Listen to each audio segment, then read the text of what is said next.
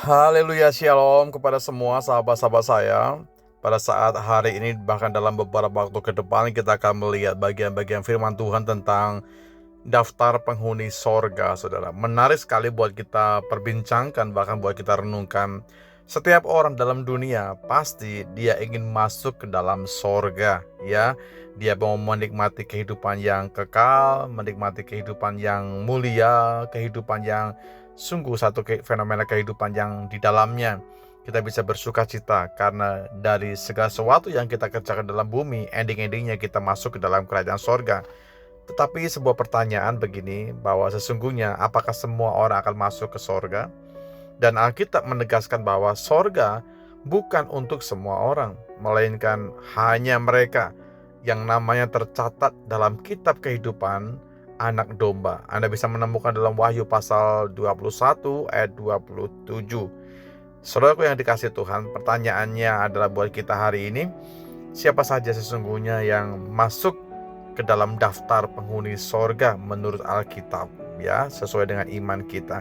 Saya melihat bahwa setiap kita yang dilahirkan baru, itulah ya kriteria orang-orang yang akan masuk dalam kerajaan sorga.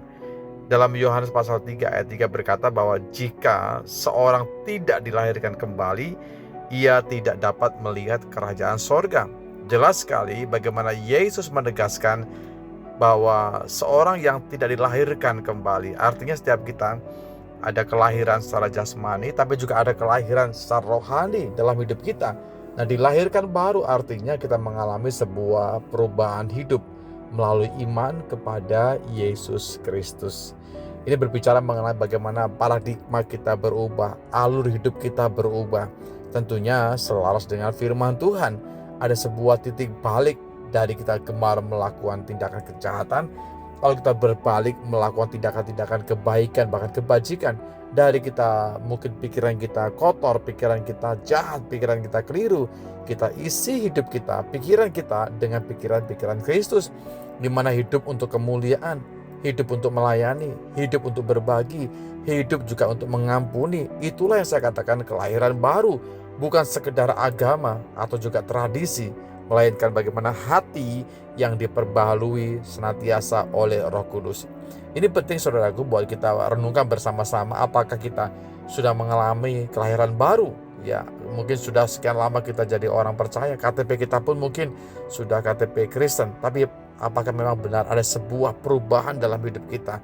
Adakah hati-hati yang dilahirkan kembali? Adakah pribadi yang mengalami sebuah perubahan tanpa kelahiran baru? Tidak ada nama kita dalam daftar kerajaan sorga.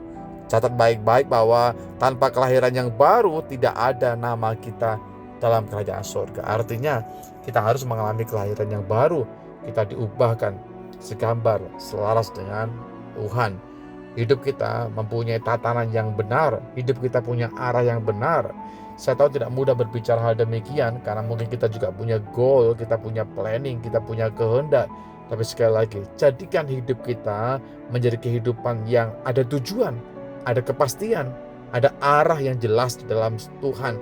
Bahwa hidup untuk melayani, hidup untuk berjalan dalam kehendak Tuhan. Hidup adalah sebuah kesempatan di mana kita harus menorehkan, meneladankan hal-hal yang punya nilai kekekalan. Sahabat-sahabat saya, mari sama-sama kita berdoa supaya setiap kita benar-benar nama Anda ada di dalam daftar kerajaan sorga.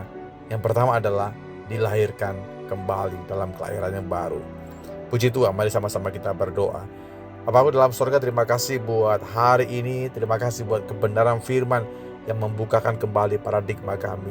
Tuhan Yesus, kami bersyukur Tuhan bukakan rahasia firman-Mu bahwa kami harus dilahirkan kembali. Kami harus mengalami kelahiran yang baru di dalam Tuhan. Hidup yang semakin terarah, hidup yang menanggalkan perbuatan dosa, hidup yang menanggalkan perbuatan-perbuatan kejahatan.